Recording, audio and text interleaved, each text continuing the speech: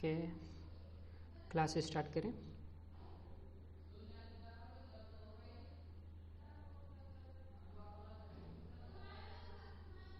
Hello,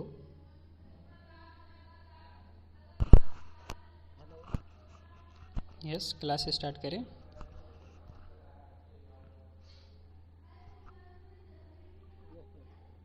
okay, मैं screen share करता हूँ आपको।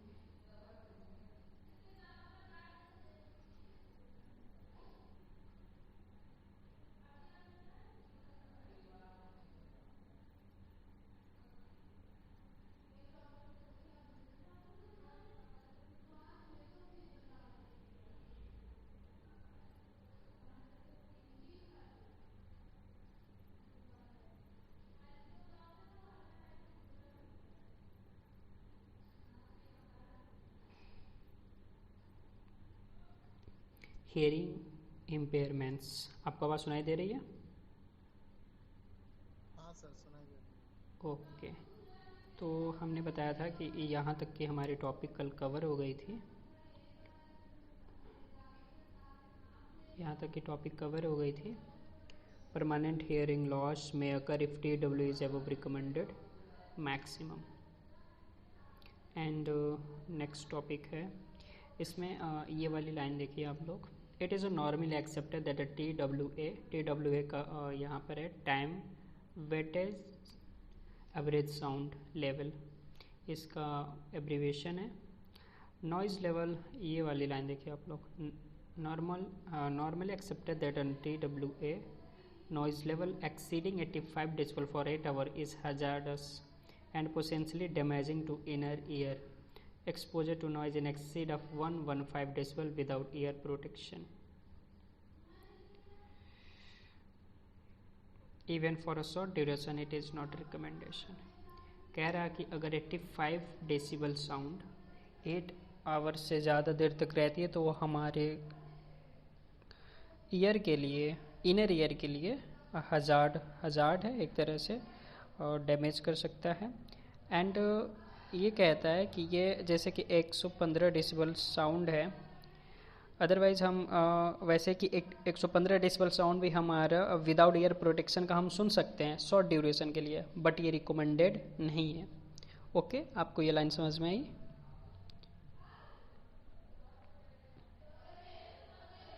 सर 90 dB बोले थे ना कल?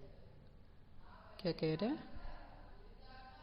सर अगर कान the capacity of the ears. वो एक अलग चीज़ है, ये ना, ये एक time weighted average sound level है। मतलब कि ये डिफाइन करता है ना कि अगर इतने लेवल का साउंड, इतने डेसिबल का साउंड, ओके, हम लोग कुछ टाइम के लिए अगर सुनते हैं तो वो हमारे लिए हजार्ड होगा या नहीं होगा। तो इसमें ये बता रहा है कि जो नीचे वाली लाइन है ये वाली, इसमें ये बता रहा है कि अगर इफ़ 85 डेसिबल साउंड है और ये 8 आवर के लिए है तो ये हजार्ड होगा हमारे ईयर के लिए। ओके, अदरवाइज़ ये कह रहा है कि अगर इसके अलावा हम लोग 150 डेसिबल तक का साउंड हम लोग सुन सकते हैं बट शॉर्ट ड्यूरेशन के लिए, और ये हजार्ड नहीं होगा। लेकिन अगर ये साउंड लॉन्ग ड्यूरेशन के लिए रहता है अवेलेबल तो ये हजार्ड होगा। ओके, बस इतना ही डिफाइन करता है, और ये बस एक एग्जाम्पल था जो इसको समझा रहा था। Okay, hazard means sir? Hazard means मतलब कि खतरा है आपके लिए या फिर आपके ईयर को डैमेज करेगा, वही हजार्ड होता है। ओके, जैसे आपने सुना होगा रनवे हजार्ड। ओके, तो रनवे हजार्ड क्या है कि रनवे पर लैंडिंग के साइन या टेक ऑफ के टाइम या फिर टैक्सी वे के टाइम एरोप्लेन के सामने एहिड कुछ कोई व्हीकल आ जाए, कोई जानवर आ जाए, कोई पक्षी आ जाए, वो हजार्ड होता है। ओके, तो ये इतना हुआ। और हमने बताया इसी कॉम्बिनेशन को, ये जो नॉइज़ है एंड टाइम है, इसी नॉइज़ एंड ड्यूरेशन के कॉम्बिनेशन को हम लोग बोलते हैं क्या? Noise dose. ओके,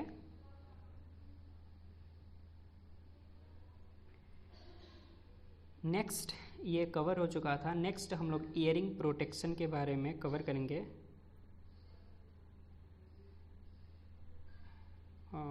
प्रजाक्ता कुछ कह रही हैं. Am I mute? Please anyone tell me. No, आपको सेटिंग करनी पड़ेगी फर्स्ट, देन आपकी आवाज़ आएगी.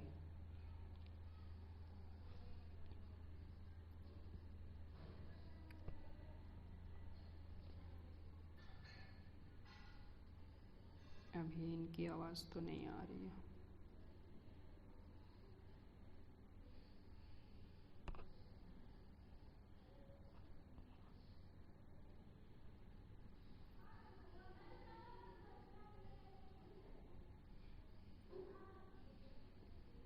एनीवन इन्फॉर्म प्रजाक्ता इनकी म्यूट एंड म्यूट कैसे होगा, इनको बताओ कोई.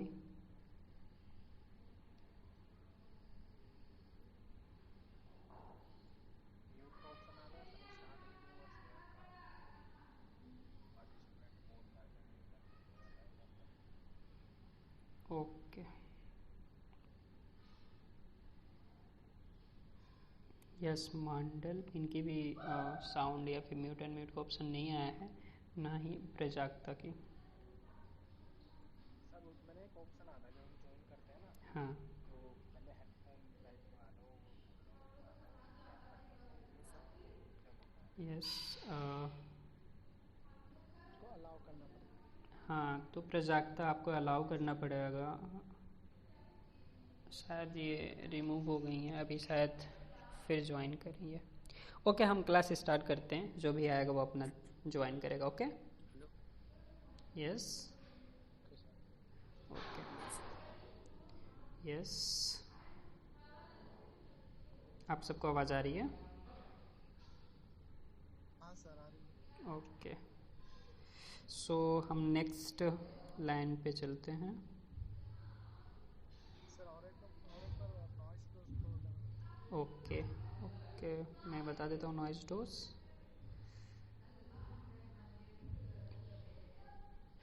देखिए, जो नॉइज डोज है ना, वो एक ड्यूरेशन है, वो टाइम मतलब कि साउंड डेसिबल में, एंड ड्यूरेशन वो साउंड कितने टाइम तक है, इसी के कॉम्बिनेशन को हम नॉइज डोज कहते हैं. ओके. तो हमने हाँ, लास्ट लाइन से आपको अच्छे से अंडरस्टैंड हो जाएगा कि क्या होता है, जिसको मैं फिर इसको रिवाइज कर देता हूँ कि, और इसी को हम एक तरह से डिफाइन करते हैं time weightage average sound level. Okay, TWO जिसे कहते हैं. जैसे हमने आपको बताया कि 140 डेसिबल पे आपकी थ्रेशोल्ड पेन होगा आपके ईयर में. ओके, मतलब कि आप 140 डेसिबल को भी विद स्टैंड कर सकता है आपका ईयर.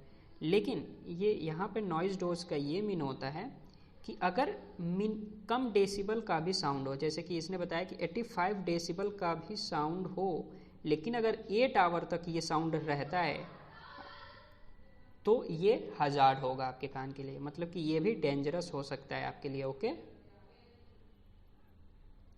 हाँ, और कह रहा है कि ये डेंजरस हो सकता है. अब जबकि हम 115 डेसिबल का साउंड कुछ सेकेंड या कुछ टाइम तक सुनेंगे तो ये हमारे लिए डेंजरस नहीं होगा, क्योंकि हम 140 तक की साउंड को सह सकते हैं. Okay, but not long period, only short period. Okay. Yes sir. या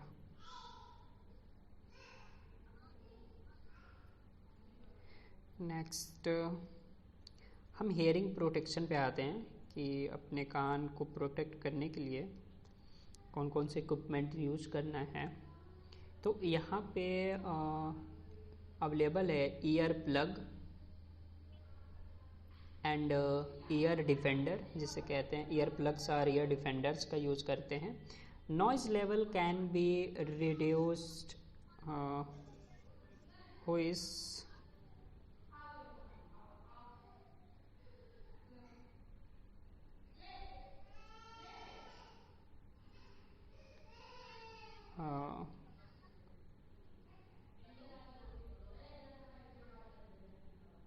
यस बोलिए. ओके, रुकिए, हम म्यूट कर देते हैं इनकी माइक. ओके। तो देखिए हम हियरिंग प्रोटेक्शन की बात कर रहे थे। यहाँ पे क्या होता है, year plug and year defender जिसे हम कह सकते हैं। और ये बता रहा है कि जो नॉइज़ है ना, यस, आपकी आवाज़ कट रही है।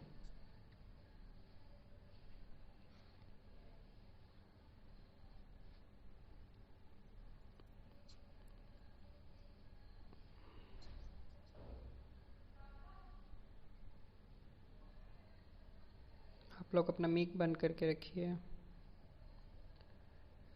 बार बार डिस्टर्ब हो रहा है। ओके, देखिए हम कहाँ पे थे, हम यहाँ पे थे कि हियरिंग प्रोटेक्शन में क्या होगा। तो हमने बताया कि ear plugs and ear defenders जो यूज करे जाएंगे, और इन्हें हम ईयर प्लग या ईयर डिफेंडर कहते हैं। तो यहाँ पे ये बताया है कि noise level can be reduced by up to 20 decibel using ear plug and 40 decibel using ear muffs. अब देखिए यहाँ पे लाइन ये कह रहा है कि हमारी जो नॉइज़ लेवल है वो हम ईयर प्लग्स अगर यूज करते हैं तो 20 डेसिबल तक हम नॉइज़ लेवल को डिक्रीज कर सकते हैं। ओके, मान लीजिए अगर 80 डेसिबल का साउंड है हमारे अराउंड में, तो हमें 60 डेसिबल का साउंड सुनाई देगा अगर हम ईयर प्लग्स यूज करते हैं। एंड इफ़ अगर 40 डेसिबल का साउंड है और हम ईयर मफ्स अगर यूज करते हैं, तो ये अगर 80 डेसिबल का साउंड है तो ईयर मफ्स क्या करता है, 40 डेसिबल तक साउंड को क्या कर सकता है, डिक्रीज कर सकता है। ओके, आपको आवाज़ आ रही है सबको? वॉइस क्लियर नहीं आ रही सर। वॉइस क्लियर नहीं आ रही है? ओके, नाउ हेलो, हाँ सर अब आ रही है आवाज़? Yes sir. ओके, थोड़ा सा नेटवर्क इशू था, अभी नेटवर्क ठीक हो गया है। देन ओके, देखते हैं। हमने ये बताया आपको कि यहाँ पे हमने बताया आपको 2 ईयर प्रोटेक्शन के बारे में बताया, एक year plug and year muff. तो बता रहा है कि अगर हम ईयर प्लग का यूज़ करते हैं तो ये 20 डेसिबल साउंड डिक्रीज कर सकता है। मान लीजिए अगर 80 डेसिबल साउंड है आपके अराउंड में, तो ईयर प्लग अगर यूज़ करते हैं तो 60 डेसिबल का साउंड आपको सुनाई देगा। ओके, एंड हाँ, अगर ईयर मफ्स का यूज़ करते हैं, ईयर मफ्स का यूज़ हम करते हैं, तो अगर 80 डेसिबल साउंड है आपके अराउंड में, तो ये कितना डेसिबल का साउंड आपको सुनाई देगा, 40 डेसिबल, क्योंकि ये क्या कितना करके देता है, 40 डेसिबल साउंड क्या कर देता है, डिक्रीज कर देता है। ओके, तो सबसे अच्छा क्या है, ईयर मफ्स है। ओके, अगर बहुत ज़्यादा साउंड है तो आप ईयर मफ्स यूज़ कर लीजिए, क्योंकि 40 डेसिबल तक साउंड को डिक्रीज करेगा। और ज़्यादा साउंड नहीं है, ज़्यादा हार्ड नहीं है आपके लिए, तो आप ईयर प्लग्स का भी यूज कर सकते हैं। ओके, या देन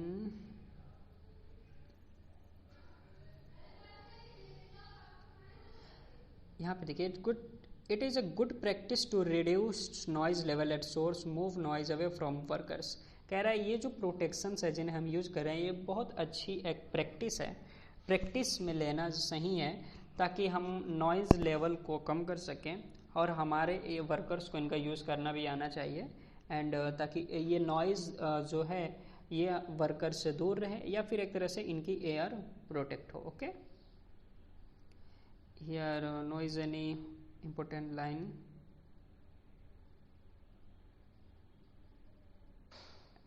एंड देखिए एक और लाइन लास्ट में ये कह रहा है कि if hearing protection always need, हमें हमेशा हियरिंग प्रोटेक्शन की ज़रूरत पड़ती है व्हेन 200 या फिर 300 एरिया के अराउंड एयरक्राफ्ट जिसका इंजन चालू है।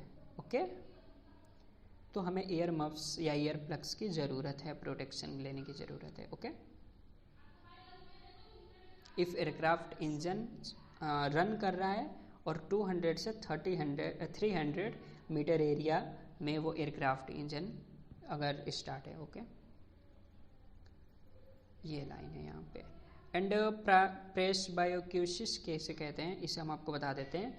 जैसे ही आदमी ग्रीव ओल्डर हो जाता है, वो बूढ़ा होने लगता है, देन क्या होता है, उसकी हियरिंग पावर जो होती है या फिर हियरिंग सेंस जो होती है वो डिक्रीज होने लगती है और उसे सुनाई कम देने लगता है। इसे हम क्या कहते हैं, प्रेस बायोक्यूसिस। ओके,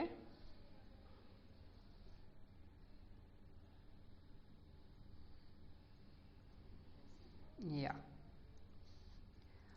यहाँ पे एज रिगार्डिंग बता रहा है कि रिगार्डिंग एज यहाँ पे है 30 एज रिगार्डिंग बता रहा है कि 30 ईयर्स आफ्टर ऐसा होने लगता है। बट वो सबके अपने अपने हेल्थ पे डिपेंड करता है। बट एक एवरेज एज आपको बताया है कि 30 है, जो कि अगर आपके एग्जाम में आएगा तो आप इसे ही टिक करके आओगे। नेक्स्ट, हाँ, जैसे कि हमने आपको बताया था कि किसमें हमने आपको बताया था, विज़न में आपको हमने बताया कि आफ्टर 40 ईयर्स के बाद आपकी विज़न क्या हो जाती है, थोड़ी सी डिक्रीज हो जाती है और आपको दिखाई नहीं देता है उतने ठीक से। ओके, नहीं, लॉन्ग साइटेडनेस वो तो एक अलग चीज़ है। जैसे कि हमने नॉर्मल एज के बारे में बात किया था, जैसे हमने आपको दिखा देते हैं एक बार फिर से। यहाँ देखिए, प्रेस बायोपिया यहाँ पे दिख रहा है आपको, प्रेस बायोपिया, ये भी लॉन्ग साइटेडनेस ही होती है। ओके, तो आफ्टर 40 ईयर्स के बाद क्या होता है, प्रेस बायोपिया हो जाता है, मतलब आपका लेंस जो होता है लो फ्लेक्सिबल या लेस फ्लेक्सिबल हो जाता है। आपका लेंस फ्लेक्सिबल नहीं रह जाता, मतलब कि उसके एकोमोडेशन सही नहीं रहती है, तो हमें प्रेस बायोपिया होता है, जो कि हम सिंपल से इसे लॉन्ग साइटनेस भी कहते हैं। मतलब कि ये प्रेस बायोपिया लॉन्ग साइटनेस का ही रूप है एक तरह से। ओके, बाकी आपके फिजिकल फैक्टर्स में दो हैं, long sightedness and short sightedness. Next हम चलते हैं जो हमारी टॉपिक थी उस पर। उसी तरह से है कि आफ्टर 30 एज क्या होता है, हमारी जो हियरिंग है वो भी लॉस होती है और इसको हम कहते हैं क्या, presbycusis. Okay, same as it is, उसी तरह ये भी है। Hearing and aircraft maintenance engineer, देखिए यूके क्या कहता है, यूके सा makes the following recommend regarding hearing, the ability to hear an average conversation voice in a quiet room at a distance of 2 meter means 6 feet from the examiner is recommended as a routine test। यहाँ पे ये बोला है कि जो conversation होता है, जो यूके शाह है उसने ये डिफाइन किया है कि कन्वर्सेशन तभी बेस्ट होता है एक शांत रूम में, ऐसा नहीं कि वहाँ पे आवाज़ हो, और 2 मीटर पे अगर हम एक दूसरे के वॉइस को बहुत अच्छे से सुन लेते हैं तो वही एक बेस्ट कन्वर्सेशन होता है। ओके, गुड कन्वर्सेशन के लिए क्या है कि 2 मीटर, अगर मेरे सामने वाले की आवाज़ 2 मीटर पे होने पर भी सुनाई दे रही है तो इसे हम गुड कन्वर्सेशन कहते हैं, या फिर वो हम एक तरह से कह सकते हैं कि गुड साउंड है। ये लाइन आपका एग्ज़ाम में क्या हो गया, मॉडल एग्ज़ाम में पूछा जा चुका है, ये पूछता है। ओके, तो ये कन्वर्सेशन का हो गया लाइन 6 फीट, जो कि फिट में इसको डिफाइन भी किया है। नेक्स्ट यहाँ पे और तो लगता नहीं है यहाँ पे और कुछ इंपॉर्टेंट है। Understand limiting themselves damage due excessive noise, even बाकी मैंने आपको सब कुछ बता दिया है। Next, if this noise is too loud it will damage ear gradually and insidiously. तो ये भी सारी चीज़ें हमने यहाँ पे इसमें तो हमने बता ही दिया है कि ईयरिंग हमारी लॉस कब होगी, तो हमने बताया था कि आपकी हियरिंग लॉस हो जाएगी 150 डेसिबल पे। ओके, एंड 140 डेसिबल पे आपको थ्रेशोल्ड पेन होता है। एंड ये एक टॉपिक हो गया कि आप एयर मप्स का यूज़ कब करेंगे और एयर प्लग्स का यूज़ कैसे करेंगे 20 डेसिबल एंड 40 डेसिबल रिड्यूस करने के लिए। एंड प्रेस बायोक्यूसिस हमने आपको बता दिया। एंड गुड कन्वर्सेशन आपको हमने बता दिया एट 6 फीट और 2 metre. Okay, all of you understand? Yes, sir. या नाउ हम चलते हैं नेक्स्ट टॉपिक पे and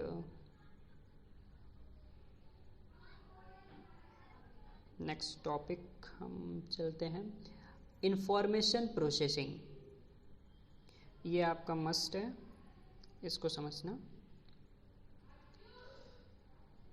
Information processing, the previous section have described the basic fundamental limitations of two sense। हमने two sense के बारे में पढ़ लिया, ये बता रहा है and maintain used by aircraft maintenance engineer in course of their work. This section examine the way information gathered by the sense is processed by the brain। कह रहा है कि हमने प्रीवियस सेक्शन में हमने हियरिंग मतलब दो सेंस के बारे में पढ़ा, विजन के बारे में एंड हियरिंग के बारे में। ओके, और इन्हीं सेंस की हेल्प की वजह से हमारी ब्रेन इंफॉर्मेशन को प्रोसेस करता है। ओके, और इसी को हम कहते हैं इंफॉर्मेशन प्रोसेसिंग। और इसको और अच्छे से समझना है ताकि ये ग्राफ, ये मॉडल जो हमें समझना है क्या है। देखिए इंफॉर्मेशन प्रोसेसिंग क्या है, इसको एक शॉर्ट डिफाइन कर रहा है ह्यूमन फैक्टर अपना। Information processing is the process of receiving information through the sense, analysing it and making it meaningful. मतलब कहा इंफॉर्मेशन प्रोसेसिंग वो एक प्रोसेस है जिसमें हम इंफॉर्मेशन को रिसीव करते हैं, एंड सेंस करते हैं। उसे सेंस करने के बाद एनालाइज होती है एंड मेक इट मीनिंगफुल, मतलब कि उसे हम अंडरस्टैंड करते हैं कि व्हाट इज द इंफॉर्मेशन, ये इंफॉर्मेशन है क्या।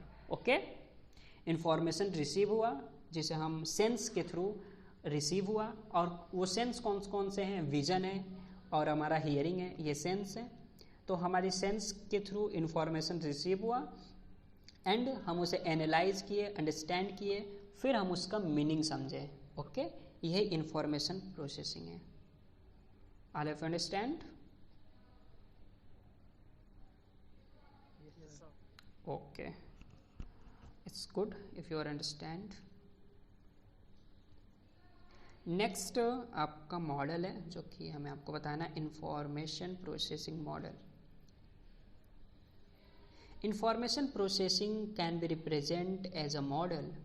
This chapter, the main element of the process from receipt of information via the sense to compute such a decision making and actions।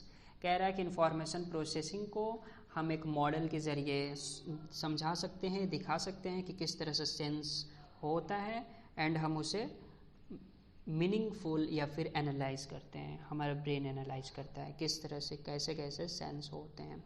तो यहाँ पे फर्स्ट ये बताया गया है कि 5 सेंस है यहाँ पे, स्मेल, साउंड, साइट, सेंसेशन या टेस्ट।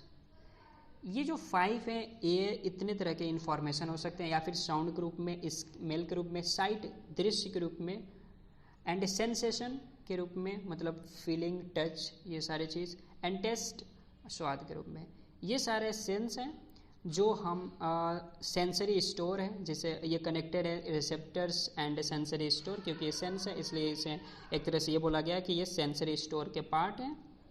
एंड सेंस, जैसे ये सेंस होता है, ये अटेंशन मैकेनिज्म एक है जो अटेंशन मैकेनिज्म के साथ परसेप्शन में जाता है। देखिए ये मॉडल आपको तभी समझ में आएगी जब हम आपको परसेप्शन थोड़ा सा समझा देंगे, अटेंशन मैकेनिज्म समझा देंगे, long term memory and short term memory, फिर मोटर प्रोग्राम एंड एक्शन, ये हम आपको समझा देंगे थोड़ा बहुत, देन आपको ये मॉडल अच्छे से समझ में आएगी।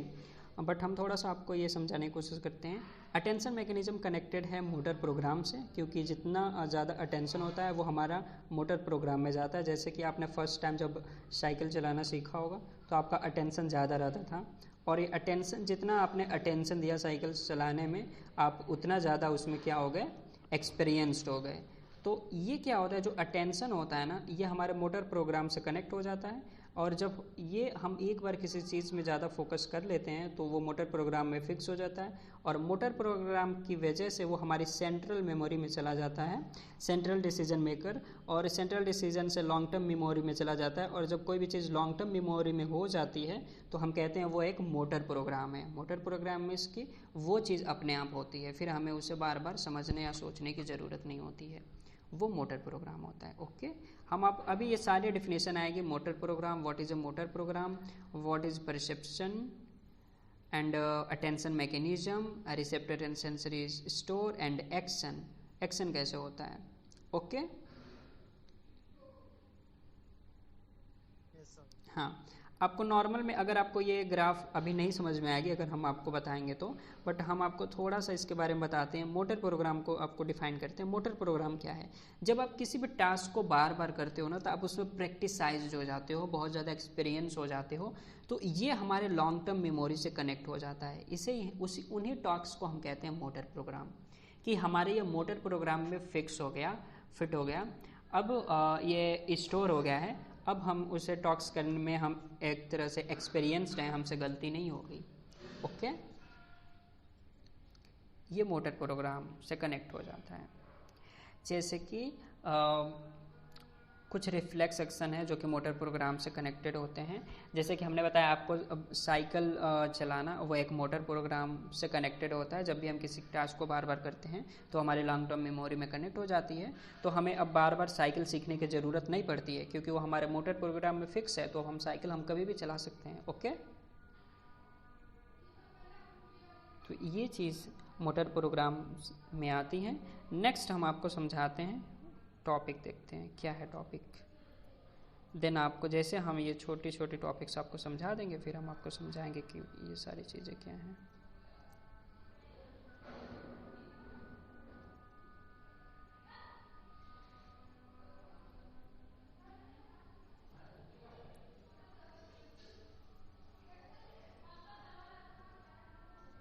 देखिए यहाँ पे सेंसरी रिसेप्टर्स एंड ये जो मॉडल है ना, उसी को पहले डिफाइन कर रहा है ये, जो कि इसको पहले करना चाहिए था।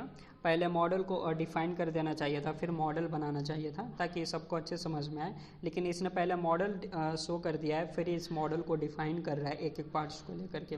देखिए फर्स्ट है सेंसरी स्टोर एंड रिसेप्टर्स, जो हम वहाँ देख रहे थे वही है। एंड सेंसरी रिसेप्टर्स में हमने आपको बता दिया कि जो सेंस ऑर्गन होते हैं, आइज़ हो गया, ईयर हो गया, वो सेंस एट्सेट्रा, हमारी स्किन हो गई, ये सब नोज़, ये सेंसरी स्टोर हो गया एक तरह से। And store a very bright period of sensory store, sensory memory, ये सारी चीज़ें बता रहा है कि एक काफ़ी समय तक रहते हैं, स्टोर रहते हैं, जिसे हम कहते हैं सेंसरी मेमोरी में रहते हैं। Visual information is stored for up to half a second. जो विजुअल इन्फॉर्मेशन होती है, विजुअल इन्फॉर्मेशन आप समझते हैं, हेलो,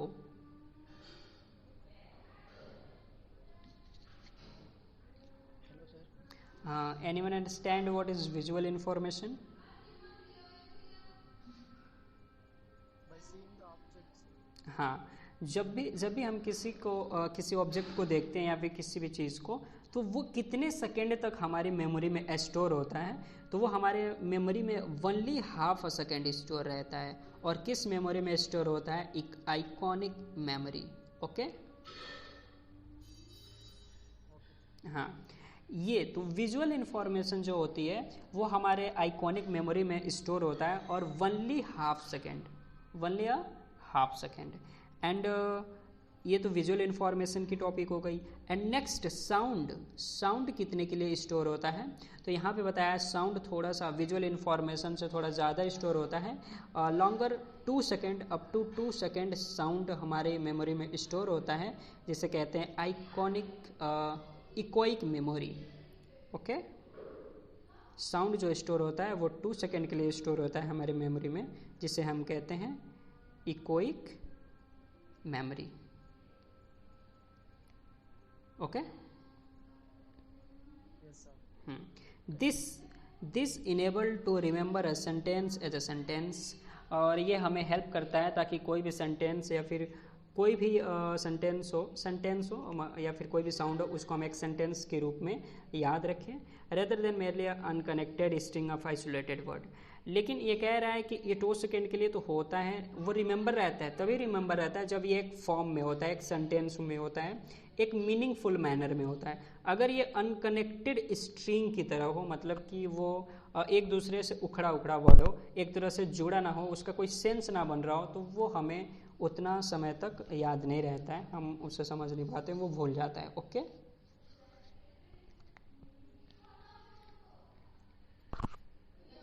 और हमें वो चीज़ें ज़्यादा याद रहती हैं जो एक कनेक्टेड सीरीज़ में होती हैं, और जो अनसीरीज में होता है, जो एक दूसरे से इंटरकनेक्टेड नहीं होती हैं, वो हमें याद नहीं होती है। ओके, जैसे कि अल्फ़ाबेटिक पैटर्न अगर हमने यहाँ पे लिख दिया कि A B and C and D, तो आपको जस्ट अभी आपको या लर्न हो जाएगा। लेकिन अगर हमने यही पैटर्न को उल्टा लिख दिया होता तो आपको ये पैटर्न नहीं याद होता। जैसे कि D C, आपको ये जल्दी याद होगा। मैं आपको एग्जांपल दे रहा हूँ। हाँ, तो इसको आपको समझने में थोड़ा सा टाइम लग गया, लेकिन ये एक पैटर्न में था तो आप इसको जल्दी समझ लिए। बस वही ये बात कह रहा है कि हम किसी भी चीज़ को रिमेंबर ज़्यादा समय तक रख सकते हैं जो एक पैटर्न में होता है, और जो पैटर्न में नहीं होता है वो हमारे माइंड मेमोरी में ज़्यादा देर तक स्टोर नहीं रहता है। ओके, अब हम आते हैं यस बोलिए। सर अभी आप जो दिखाए थे ना ABCD, वो हम प्रैक्टिस करके वी कैन रिमेम्बर दैट। हाँ हाँ, लाइक आपको जैसा ABCD वो भी हम प्रैक्टिस करके रिमेम्बर कर सकते हैं। या तो वो हमारे मेमोरी से कनेक्टेड है। देखिए मैं आपको समझाने की कोशिश करता हूँ। वो हमारे मेमोरी से कनेक्टेड है, या फिर हमने उसे लर्न किया है पहले से, उसका हमें मीनिंग पता है कि हाँ ABCD यही ऑर्डर होता है। अगर हम उसे रीअरेंज नहीं हम अनअरेंज कर दें तो फिर वो हमें थोड़ा सा टाइम लगेगा अंडरस्टैंड करने में। ओके, हाँ सर। या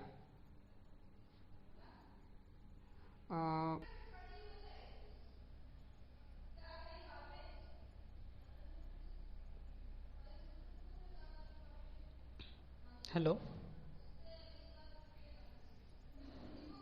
ओके, आपको आवाज़ आ रही है? ओके, तो हमने यहाँ पे 2-3 टॉपिक के बारे में बात की थी कि सेंसरी मेमोरी जो कि हमारे सेंस ऑर्गन से कनेक्टेड है, इनकी इन्फॉर्मेशन को ये स्टोर करता है। और हमने बताया कि जो विजुअल इन्फॉर्मेशन होता है वो हाफ ऑफ सेकेंड के लिए आइकॉनिक मेमोरी में स्टोर होता है, एंड जो साउंड इन्फॉर्मेशन होती है वो 2 सेकेंड के लिए इकोइक मेमोरी में स्टोर होता है। ओके, नेक्स्ट हमारी टॉपिक है attention and perception. Having detection information, our mental resource are concentrated on a specific element. This is attention. Attention can be ये एग्जाम्पल एक देखिए definition. Attention can be thought of as a concentration of mental effort on sensory or mental events. कह रहा है attention क्या है? वो एक मैकेनिज्म है या फिर वो एक कंसंट्रेशन है, ध्यान केंद्रित करना, मेंटल एफर्ट अपने माइंड लेवल पे। ओके, जब भी हम अटेंशन करते हैं तो क्या होता है, हमारा माइंड क्या होता है, कंसंट्रेट होता है। वही कह रहा है कि वो एक ऐसा एक्शन है जिस पे क्या होता है, हम अपने माइंड एफर्ट, अपना मेंटल एफर्ट का यूज करके, अपना सेंसरी ऑर्गन का यूज करके हम किसी थॉट पे कंसंट्रेट करते हैं, इसे ही हम अटेंशन कहते हैं। ओके,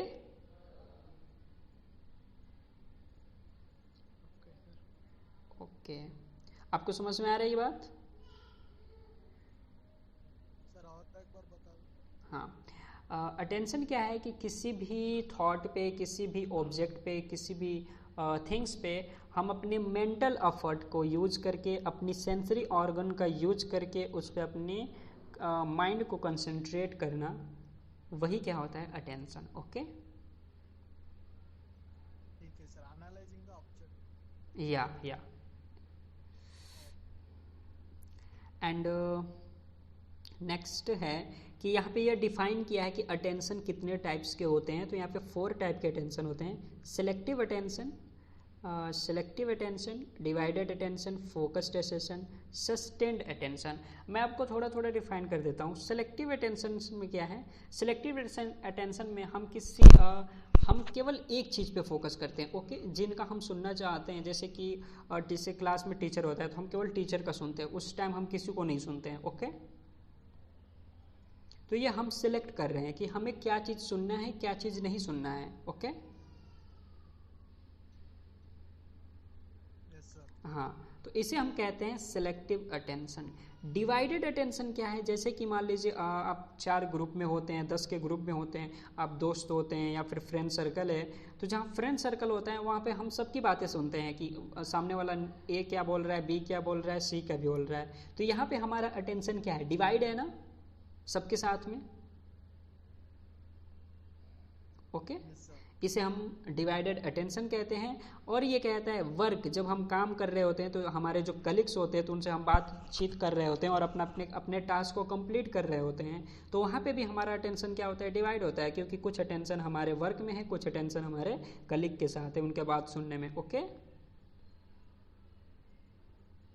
तो एक डिवाइडेड अटेंशन का एग्जाम्पल हो गया work area, work situation. Okay, and divided attention को कह रहा है कि इसे हम टाइम शेयरिंग भी करते हैं। टाइम शेयरिंग का अर्थ यही हो गया कि हम सबको थोड़ा थोड़ा टाइम दे रहे हैं, वही तो हम डिवाइड कर रहे हैं अपने अटेंशन को। ओके, एंड सिलेक्टिव अटेंशन हमने आपको बता दिया, सिंपल सा, इसमें कुछ नहीं है कि 1 or more source which appear more important, मतलब कि जो सोर्स या फिर जो चीज़ हमें मस्ट इम्पोर्टेंट लगती है हम वहाँ पे अटेंशन करते हैं, मतलब कि हम सिलेक्ट करते हैं कि हमें क्या सुनना है, क्या चीज़ देखना है, क्या नहीं करना है। तो वहाँ पे हम अटेंशन को सिलेक्ट कर रहे हैं कि हम क्या चाहते हैं। ओके, जो इम्पोर्टेंट है उसे, या फिर जो अनइम्पोर्टेंट है, या फिर हम अटेंशन अपने चीज़ों को सिलेक्ट कर रहे हैं, वो सिलेक्टिव अटेंशन में आ जाता है। जैसे कि यहाँ पे एक एग्जांपल दिया है, psychologist refers to this as a cocktail party effect. देखिए ये आपके बार बार एग्जाम में आ चुका है कि सिलेक्टिव अटेंशन का एग्जांपल बताइए, तो ये कॉकटेल पार्टी इफेक्ट, इसके बारे में आप ये देता है ऑप्शंस में, तो आप इसको टिक करेंगे। ओके, अब देखिए इसमें लिखा है लास्ट लाइन में कि distraction is negative side of selective attention. मतलब क्या हुआ कि देखिए जब हम किसी एक पॉइंट पे, एक चीज़ पे कंसंट्रेट कर रहे होते हैं और अगर कोई हमें डिस्ट्रैक्ट कर रहा है, तो ये एक निगेटिव साइड इफेक्ट है ना अटेंशन में हमारे, क्योंकि जो हम सुनना चाहते हैं वो हम नहीं सुन पाएंगे। तो वही यहाँ पे ये एक लास्ट लाइन में कह रहा है कि ये negative side of selective attention है। ओके,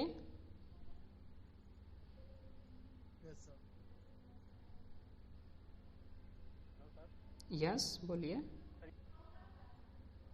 फोकस के बाद वाला जो अटेंशन वो वाला बता, फोकस के सस्टेन अटेंशन। अरे मैं अभी सिलेक्टिव बताया हूँ और डिवाइडेड बताया हूँ, अब नेक्स्ट उसी पे आ रहा हूँ। ओके, या अब नेक्स्ट हमारा है फोकस्ड अटेंशन है। फोकस्ड अटेंशन में क्या होता है, यह skill focusing one's attention upon a single source and avoiding distraction. देखिए फोकस अटेंशन भी एक तरह से सिलेक्टिव अटेंशन था, लेकिन सिलेक्टिव अटेंशन में ये था कि जो चीज़ हमें ज़्यादा इंपॉर्टेंट लगती है हम वहीं अटेंशन अपना ध्यान केंद्रित कर रहे हैं, वो हमारा सिलेक्टिव अटेंशन है। मतलब अपने मन पे, अपने मेमोरी लेवल पे डिपेंड करता है कि हम क्या चाहते हैं। ओके, वो एक सिलेक्टिव अटेंशन है। फोकस्ड अटेंशन में ज़्यादा डिफरेंस नहीं है फोकस्ड सिलेक्टिव में। फोकस में क्या है कि is merely the skill of focusing one's attention, कि हम यहाँ पे कह रहा है कि वो स्किल है, ये एक स्किल है कि हम किसी एक पॉइंट पे, एक लेवल पे अटेंशन कर रहे हैं, ध्यान केंद्रित कर रहे हैं, वही हमारा क्या है, फोकस्ड है, कि हम फोकस कर रहे हैं, वही फोकस अटेंशन है। या फिर सिंगल सोर्स पे हम अपना ध्यान केंद्रित कर रहे हैं और डिस्ट्रैक्शन को हम अवॉइड कर रहे हैं। ये जो स्किल है अटेंशन करने का और डिस्ट्रैक्शन को अवॉइड करने का, इसे ही हम क्या कहेंगे, focused attention. Okay, all of understand? या नेक्स्ट टॉपिक, नेक्स्ट अटेंशन है सस्टेन अटेंशन।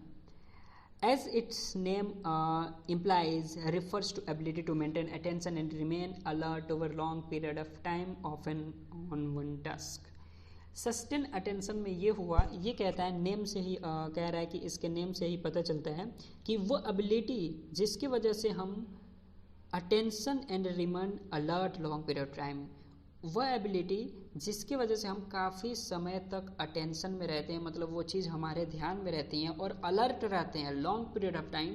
मीन्स कि हम किसी टास्क में, जैसे कि आपने किसी ने कह दिया कि इंजन कॉलिंग में आपको इस पॉइंट पे फोकस करना है, या फिर ये चीज़ वहाँ पे रेयर है, इसको ये हमेशा ऑलवेज छूट जाता है सबको, या फिर इंस्पेक्ट करने जा रहे हैं आप इंजन में या फिर कॉलिंग में या फिर फ्यूल टैंक में, तो ये पॉइंट या फिर ये कोना या ये कॉर्नर में मैक्सिमम लोग एरर करते हैं या गलती करते हैं, मिस्टेक करते हैं, वो भूल जाते हैं।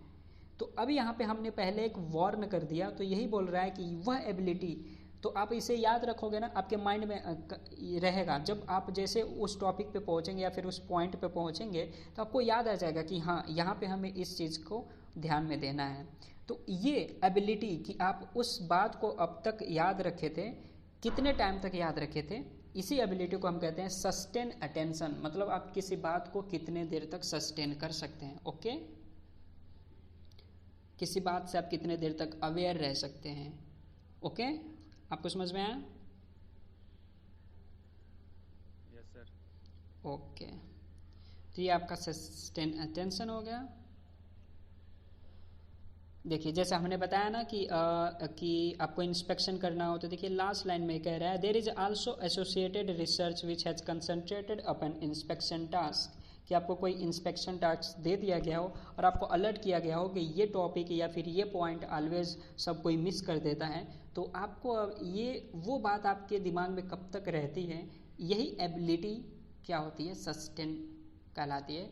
और इसे हम कहते हैं सस्टेन अटेंशन, जो कि सस्टेन करने की जो एबिलिटी है इसे हम सस्टेन अटेंशन कहते हैं। ओके, तो यहाँ पे आपके 4 अटेंशन हो गए, टाइप्स ऑफ अटेंशन। नेक्स्ट है टॉपिक है नेक्स्ट 1 पॉइंट कौन सा है 4.3.7 जो लाइन है, इसको देखिए आप लोग। 1 मिनट, इसको रिमूव कर देते हैं। देखिए लास्ट लाइन ये वाली, attention is influence by arousal level and stress. अब देखिए जो हमारा अटेंशन है ना, वो अराउजल लेवल से और स्ट्रेस से इन्फ्लुएंस होता है, मतलब अफेक्ट होता है, प्रभावित होता है। देखिए जैसे कैसे हम बता रहे हैं, देखिए जब आप बहुत खुश होते हैं, अराउजल होता है, बहुत ज़्यादा एक्साइटेड होते हैं किसी चीज़ के लिए, अराउजल लेवल देखिए आपकी बहुत हाई है। ओके, तो अगर अराउजल लेवल आपकी हाई है, मतलब कि आप बहुत एक्साइटेड है किसी काम के लिए, किसी भी चीज़ के लिए, आप बहुत खुश हैं, हैप्पी हैं, तो क्या होता है कि आप अटेंशन भी बहुत अच्छा करते हैं, आपका फोकस बहुत अच्छा होता है। ओके, एंड स्ट्रेस, अगर स्ट्रेस नहीं है, स्ट्रेस बहुत कम है आपके ऊपर, तो भी आपका अटेंशन क्या होता है, इंक्रीज रहता है और अराउजल भी इंक्रीज होता है। तो वही ये बता रहा है कि arousal and stress level also affect या फिर इन्फ्लुएंस बाय अटेंशन। ओके, ये हमारे अटेंशन को अफेक्ट करता है। आपकी बात समझ में आई?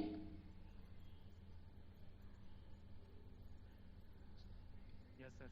Okay, this can improve attention और damage it depending on circumstances. हमने आपको बताया ना कि ये क्या कर सकता है, हमारे अटेंशन को इम्प्रूव भी कर सकता है, बढ़ा सकता है और घटा भी सकता है। अगर अराउजल अच्छा हो तो आपका अटेंशन अच्छा होगा, अराउजल कम होगा मतलब कि आप लेस एनर्जी फील करेंगे, एक्साइटमेंट नहीं होगी काम के लिए, इच्छा नहीं होगा, तो आपका अटेंशन भी उतना नहीं होगा। अगर आप बहुत ज़्यादा स्ट्रेस में रहोगे, टेंशन में रहेंगे, तो भी आपका अटेंशन क्या होगा, डिक्रीज हो जाएगा। तो वही ये सेकेंड लाइन इसमें लिखा है। This is covered in more detail in chapter 4 section 2, 3 and 4। कह रहा है इस टॉपिक के बारे में हम चैप्टर 4 में भी पढ़ेंगे, अटेंशन के बारे में, अराउजल लेवल के बारे में, स्ट्रेस के बारे में, वो है चैप्टर 4 में, वो पढ़ाएंगे। फैक्टर अफेक्टिंग इन्फॉर्मेंस, इन्वायरमेंटल फैक्टर्स के बारे में। ओके, नेक्स्ट हम आगे चलते हैं। आपको इतना समझ में आया ना, ये चारों अटेंशन आपको समझ में आ गया ना, selective, divider, focused and sustain, आपको समझ में है? ओके, एंड ये लाइन आपके लिए इम्पोर्टेंट है, echoic memory and iconic memory. ये लाइंस आपको पूछता है एग्जाम में, और DGCA मॉडल के एग्जाम में भी ये आते हैं। ओके, तो आपको याद रखने की ज़रूरत है ये। एंड ये कॉकटेल पॉटी इफेक्ट जो है, ये सस्टेन अटेंशन का एग्जाम्पल है, इसको भी याद रखने की आपको ज़रूरत है। ओके, या हम नेक्स्ट चलते हैं, देखते हैं, या पूछिए। Sir difference between selective and focused क्या है सर? देखिए सेलेक्टिव में क्या है ना कि काफ़ी कह रहा है यहाँ पे, काफ़ी चीज़ें हैं। ओके, और हम वहाँ पे काफ़ी चीज़ें सोर्स है, सेवरल सोर्स है, मतलब कि कुछ सोर्स हैं, इनपुट्स हो रही हैं, ग्रेटर अटेंशन।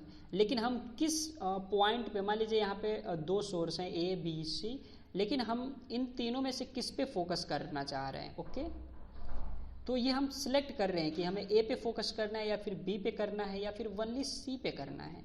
ये हमारा सेलेक्टिव अटेंशन है। एंड फोकस में क्या है, फोकस में हम आपको बता देते हैं कि मान लीजिए हमने सोच लिया कि मैं ए पे ही अटेंशन करना है, तो वो एबिलिटी जिसकी वजह से हम इस पे फोकस कर रहे हैं, इसको हम कहेंगे फोकस्ड अटेंशन। ओके, या फिर वह स्किल जिसकी वजह से हम इस पॉइंट पे हम फोकस कर पा रहे हैं, या फिर ये जो सोर्स है, या टॉपिक होगा, या फिर स्टडी होगा, या फिर लेक्चर होगा जिस पे हम फोकस कर पा रहे हैं, वही उसी स्किल को हम क्या कहेंगे, focused attention. Okay, thank you sir. Welcome.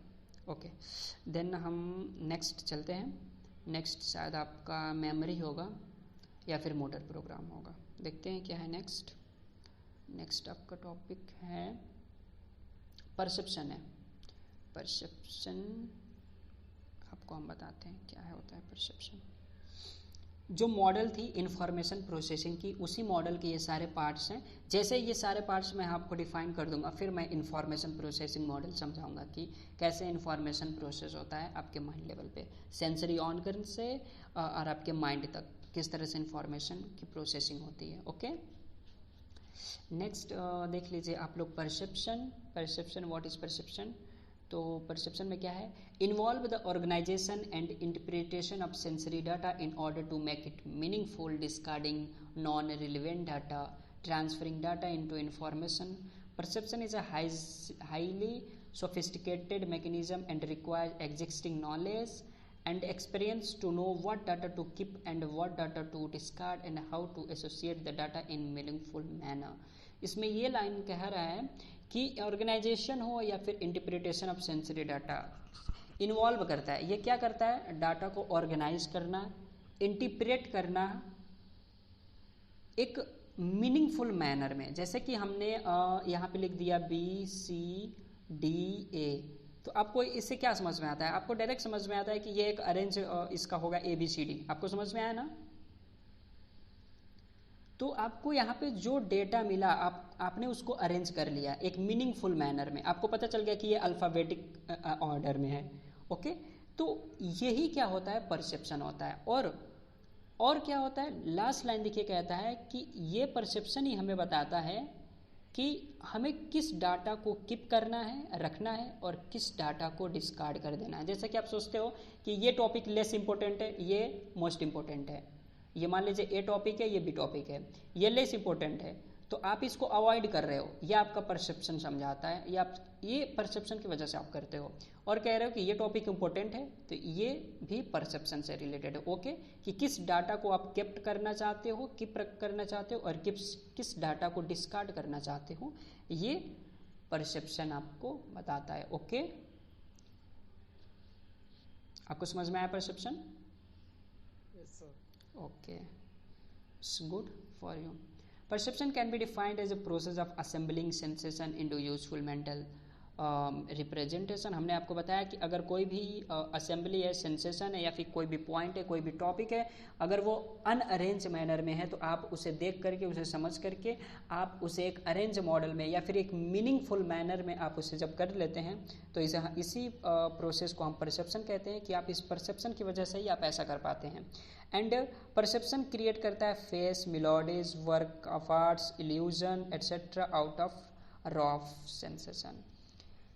ये सारे टॉपिक्स हैं। वर्क ऑफ आर्ट्स मतलब कला, आपकी कला, इल्यूजन भी क्रिएट करता है परसेप्शंस। मैं आपको जैसे बताऊंगा, जैसे कि ये देखिए, ये देखिए, ये देखिए, तो कुछ लोग जस्ट बोल देंगे कि ये दोनों तो बराबर हैं, तो ये आप ये परसेप्शन की वजह से बोल रहे हैं। कभी कभी ये इल्यूजन क्रिएट करता है परसेप्शन में, जैसे कि मैं नेक्स्ट आपको बता देता हूँ, क्योंकि एग्जाम्पल में यहाँ पे इल्यूजन की बात कर रहा है, तो मैं आपको दिखा देता हूँ कि किस तरह से परसेप्शन इल्यूजन क्रिएट भी करता है। देखिए, इसमें बताइए इन दोनों में बड़ी लाइन कौन है, कौन बड़ा है, कौन सा छोटा है? नीचे वाला।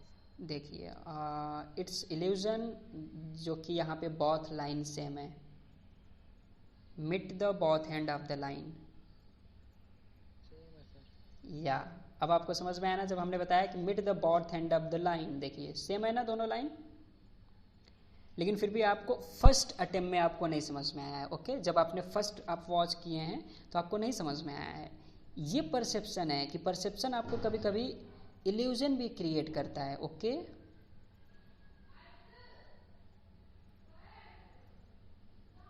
आपको समझ में आया? आप इसको पढ़ के कोई बोले जस्ट फास्ट, इसे पढ़ के बोले फास्ट, इसको पढ़े फास्ट।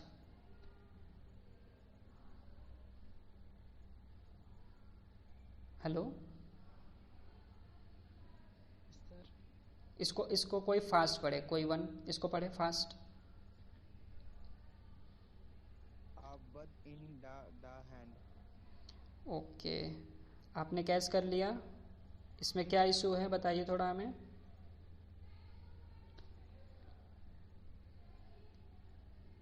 कुछ लोग इसको पढ़े होंगे a bird in the hand, I am right?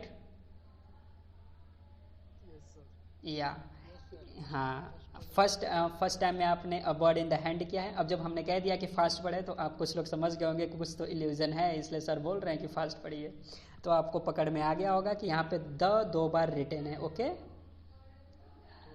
हाँ, तो यही चीज़ें हैं कुछ जो कि परसेप्शन होता है।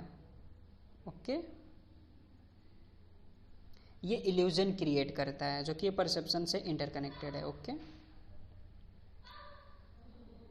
नेक्स्ट मैं आपको एग्जांपल दे रहा था, ये आपको समझा रहा था कि कुछ इल्यूजन्स हैं जो कि परसेप्शन से रिलेटेड हैं। यहाँ पे देखिए, तो परसेप्शन ये बता रहा है कि परसेप्शन ये इल्यूजन को नहीं गेन कर पाता है या समझा नहीं पाता है, क्योंकि परसेप्शन क्या होता है, डायरेक्ट हमें सेंस करा देता है, डायरेक्ट हमें इन्फॉर्म करा रहा है कि हाँ यही चीज़ है ये। ओके, तो ये कह रहा है कि परसेप्शन कभी कभी क्रिएट करता है, इल्यूजन क्रिएट करता है। देखिए यहाँ पे लिखा है perception create face, melodies, work of arts, illusion, etc. and out of raw material of sensations. Okay.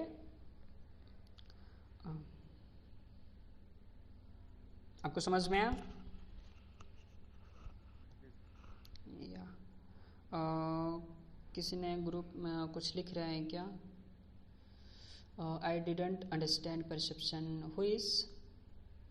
When someone write label, okay, then you are arranging the data simply man up. Which data you are taking seriously and some data you left at which not important, so you can do only by perception. Yeah, it's correct. Amisha ने information करी है। Amisha, if you not understand you can ask. Okay. Okay, it's good. आप पूछ सकती हैं, ऐसा कोई issue नहीं है यहाँ पे। अगर आपको नहीं समझ में आता है तो आप पूछ सकती हैं। एक्चुअली सर वो हिंदी समझ नहीं सकता। ओ, दिस इज द इशू। समझती है मतलब? हाँ, लिटिल बिट। अच्छा, वो हिंदी समझ सकती हैं बट ज़्यादा बोल नहीं सकती, ये बात है ना? हाँ जी। Okay, no problem. आप इंग्लिश में पूछ लिया करिए, अगर आप अंडरस्टैंड कर सकती हैं तो हम आपको इंग्लिश में ही थोड़ा बहुत समझा देंगे। ओके, आप आस्क कर सकती हैं इंग्लिश में, ऐसा कुछ नहीं है कि आप आस्क नहीं कर सकती हैं। देन मेरा यहाँ पे जो टॉपिक है, examples of the perception process. The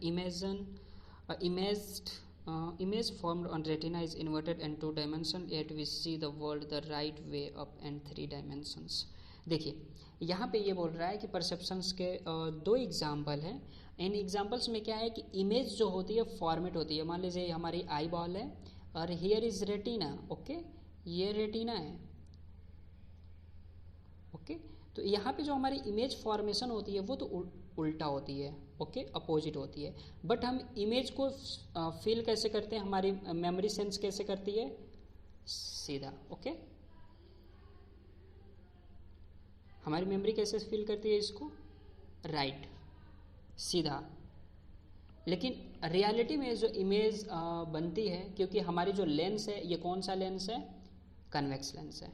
okay, तो आपको पता होगा कि कन्वेक्स लेंस इमेज कैसे फॉर्मेट करता है, इमेज क्या वैसे बनाता है, अपोजिट, उल्टा उल्टा बनाता है। बट फिर भी हमारी मेमोरी इसको सेंस करके हमें सीधा दिखाती है। तो ये किस वजह से हो रहा है, परसेप्शन की वजह से। आपको समझ में आ रहा है? Okay, then it's good. क्या बोल रहे हैं?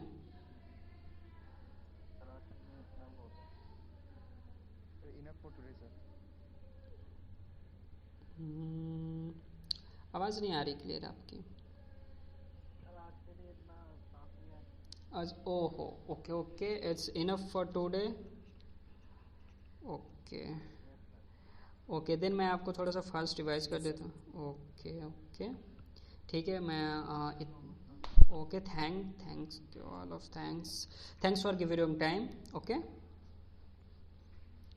You are always welcome. What about notes? I will share after class. मैं क्या करता हूँ, नोट को क्रिएट करता हूँ कि what's topic is important for you and what is not. मैं आपको शेयर करता हूँ और आपको you will find link in group description. Okay, आपको ग्रुप डिस्क्रिप्शन में आपको लिंक मिल जाएगा। वहाँ पे जो जो टॉपिक्स यहाँ पे कवर होती है, उसमें जो टॉपिक्स इम्पोर्टेंट है मैं उसमें कवर करता हूँ, डेली अपडेट करता हूँ, तो आप चेक कर सकते हैं। ओके ओके, एंड अगर हाँ, यस बोलिए।